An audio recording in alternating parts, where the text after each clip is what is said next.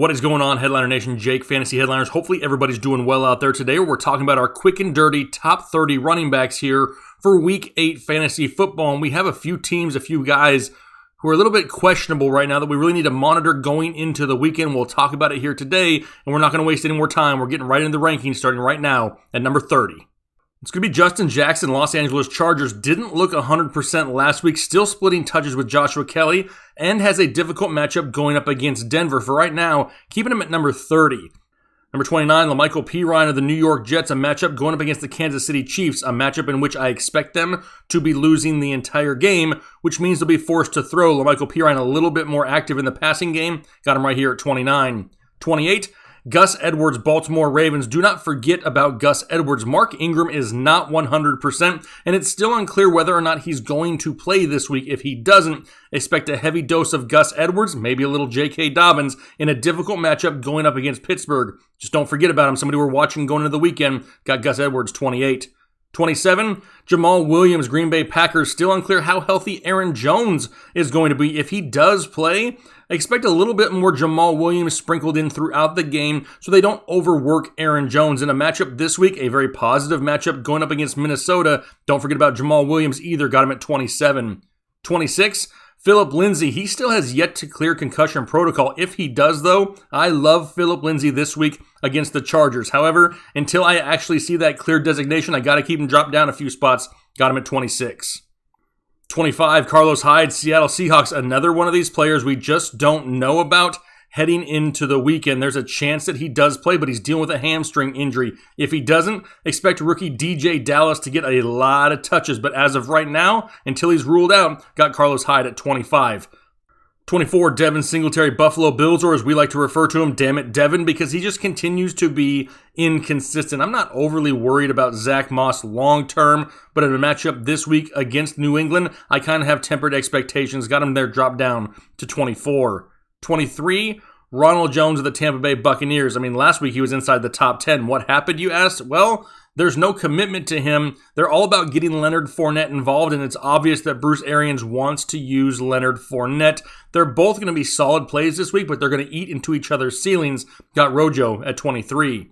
22, David Montgomery, Chicago Bears, a matchup going up against the New Orleans Saints. Not a bad matchup at all for David Montgomery. What's bad is his, production. They really don't look his way in the passing game until there's like 5 minutes left in the game, and that really, hurts his floor on a weekly basis. If they can get him involved in that passing game earlier, we may see some higher numbers. Looking for it this week against New Orleans. Got him at 22. 21, Le'Veon Bell, Kansas City Chiefs, going up against his former team, the New York Jets. Do not be surprised if Andy Reid gets Le'Veon Bell a little bit more involved this week, just to give him the chance to stick it to his old team, especially right there on the goal line. He will still be splitting with Clyde Edwards-Helaire. If he wasn't, he'd be higher. But until we can see him overtake this backfield, which I don't really expect, got him right here at running back 21. 20, this is where we find Leonard Fournette, the other member of the backfield of the Tampa Bay Buccaneers, a matchup this week going up against the New York Giants. And yes, he's going to be splitting with Rojo. And yeah, it's probably going to be one of those hot hand approaches. However, as of right now, Leonard Fournette seems to be the leader in this backfield as far as passing game goes. That gives him the safer floor on a weekly basis. Why I got him a couple spots higher than Rojo and have him right here at 20. Number 19, JaMycal Hasty of the San Francisco 49ers. You may have no idea who he is, but as of right now, he's the leader in the backfield of the San Francisco 49ers, and that's a backfield that produces fantasy points. He may not be overly involved in the passing game, but he could see a healthy dose of carries on the ground this week going up against Seattle. Like JaMycal Hasty this week, got him at 19. Number 18, DeAndre Swift, Detroit Lions, still involved in the passing game, which we love to see. Would really love to see some more carries on the ground and maybe fading out Adrian Peterson. Not the easiest matchup at all this week going up against Indianapolis, but he still has that touchdown upside. Got him at 18. 17, Melvin Gordon. The reason Melvin Gordon's even this high is because Philip Lindsay is questionable. If Philip Lindsay is a 100% full go, he will leapfrog Melvin Gordon. They'll basically change spots. I'll have Lindsay up here at 17, and I'll drop Melvin Gordon down into the 20s. I really like what I saw last week from Philip Lindsay in this offense. He's really more explosive, plus he doesn't turn the ball over. But as of right now, got Melvin Gordon, 17.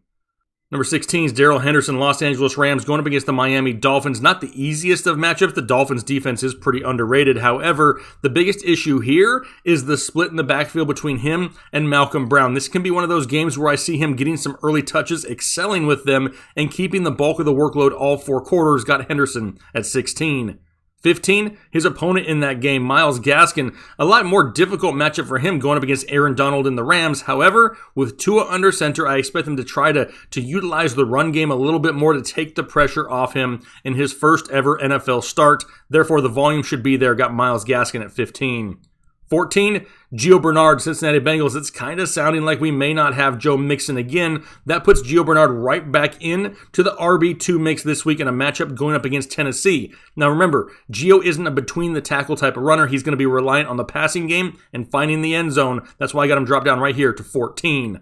Number 13, James Conner, Pittsburgh Steelers, a difficult matchup going up against the Baltimore Ravens, but these teams always seem to be one of those ground and pound type of matchups, trying to, show dominance in the division, right? James Conner's been playing great. He's healthy and he's being utilized. Got Conner at 13. Number 12, Josh Jacobs, Las Vegas Raiders, going up against the Cleveland Browns. Hopefully he has an offensive line this week. Sounds like he should be good to go. Difficult matchup, though. Cleveland easier to throw on than they are to run on. That's the reason Josh Jacobs dropped down a few spots. If they can get him involved in the passing game, he could outproduce this ranking, but for right now, got him at 12. Number 11, Aaron Jones, Green Bay Packers, going up against the Minnesota Vikings, and I absolutely love Aaron Jones if he plays and he's 100% healthy. If he's limited and goes into the weekend but still plays, I expect to see a little bit more Jamal Williams. If he's 100% full go, watch out. This guy puts up big numbers against the Vikings, but for right now, got him at 11. Number 10, Boston Scott, Philadelphia Eagles, a matchup against the Dallas Cowboys, and that alone is enough of an analysis to show you why you should start Boston Scott. Their defense is atrocious, and Boston Scott's involved in the passing game right now. Got him at number 10. Number 9, Clyde Edwards-Helaire, Kansas City Chiefs, going up against the Jets. And like I said earlier with Le'Veon Bell, this is still CEH's backfield. Until they prove to us that Bell is taking it over, CEH is still the guy with the higher upside here, and he continues to be higher in my rankings. Got him at number 9. Number 8, Zeke Elliott, Dallas Cowboys, going up against the Philadelphia Eagles. It's about as low as I can drop him. I see a lot of people asking questions whether or not they should sit Zeke this week. It's really hard to sit somebody who's going to average, right around 20 touches a week still. Plus, he's involved in the passing game. It's really the quarterback play that's holding him back right now, and the offensive line is banged it up. I got him dropped down all the way here to number 8, but the volume should still be there. Number 7, Todd Gurley, Atlanta Falcons, going up against the Carolina Panthers, Thursday Night Football. A great matchup for Todd Gurley. And with Julio Jones back in the passing game, it's really opening up the running game for Todd Gurley. Plus, he's finding the end zone and finding it a lot. Got Todd Gurley, number 7. Number 6, his opponent in that game, Mike Davis. Doesn't sound like we're going to have Christian McCaffrey. And the last time these guys played, Mike Davis put up almost 150 total yards and had like 9 receptions in that game. That's what they need to do again to find success here in Week 8. Got Mike Davis, number 6. Number 5, my Manscaped must-start of the week, Jonathan Taylor, Indianapolis Colts, with a matchup going up against the Detroit Lions. I said it all offseason. After the bye week, second half of the season, that's when I really expected Jonathan Taylor to take over this backfield and actually be productive. Hoping it starts this week. Got him right here, number 5. Number 4, Alvin Kamara. Nothing negative to say about Alvin Kamara, just a very difficult matchup going up against the Chicago Bears this week. Doesn't sound like we're going to have Michael Thomas, so he should be heavily involved. The only reason he's dropped down to 4 is I like the matchups of the guys 3 spots ahead of him. Still love Alvin Kamara, got him right here, number 4. Number 3, King Henry, Derrick Henry, Tennessee Titans, going up against the Cincinnati Bengals. A great matchup for him. Plus, he's going to touch the ball like 30 times a week. Nobody else can really say that, and you never sit Derrick Henry. He's one of the safest plays on a weekly basis just due to his touchdown upside and volume alone. Got Derrick Henry at number 3. Number 2, Kareem Hunt, Cleveland Browns, going up against the Las Vegas Raiders. A great matchup for Kareem Hunt. And no Odell Beckham. Does that mean maybe we see a little bit more Kareem Hunt in the short passing game? Maybe even a few more touches out of the backfield? I believe we do in a great matchup this week. Got Kareem Hunt, number 2.